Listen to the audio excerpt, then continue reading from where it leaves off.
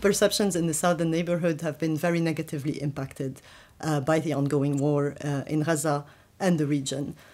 These perceptions were measured by our program in February 2024 to be able to compare to the summer of 2023. And yes, we see significant drops in positive perceptions. But on the bright side, if I can call it the bright side, a lot of it has gone to being neutral perceptions, which means there is still room there for improvement. And what I want to say as well is that before the war, perceptions of the EU in the region were generally quite positive.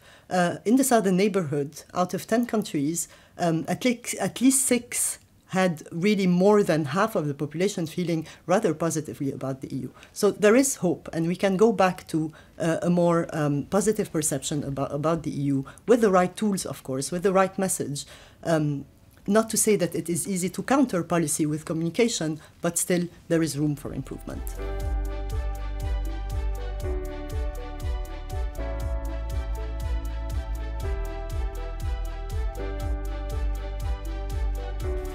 So the EU has been working hard to improve its communication in the southern neighborhood for several years now already. So part of it, for example, is our program EU Neighbours South, which is a regional communication program that works on regional communication and campaigns, but also works closely with the 10 delegations of the southern neighborhood to contribute to better communicating in the region. So this is an ongoing effort. It hasn't necessarily changed in view of the crisis of the past few months.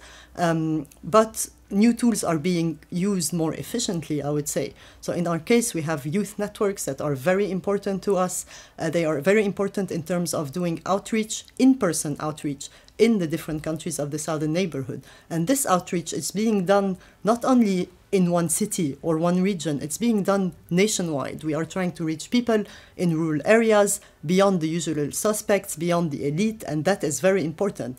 This type of activity, this type of initiative actually complements digital communication because, of course, social media is now the bread and butter of every communicator. We cannot go without it.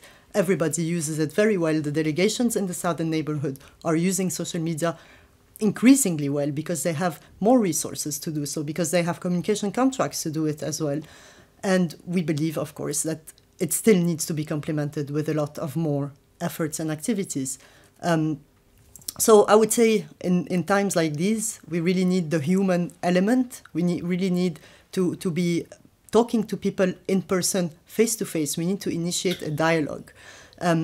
Today, the message of the European Union is very difficult to get across because of the negative perceptions, but it needs to be consistent that despite the ongoing crisis, despite any negative perceptions, in the end, the EU is providing solutions in the southern neighborhood. It is a solutions provider. It is funding hundreds and hundreds of projects and programs that are benefiting thousands and thousands of people and of young people in our region. So this message can be put across. It can be put in human stories. It can be put on social media, in videos, in so many different ways. And I hope there will be more creativity in the years to come as well, in the months to come.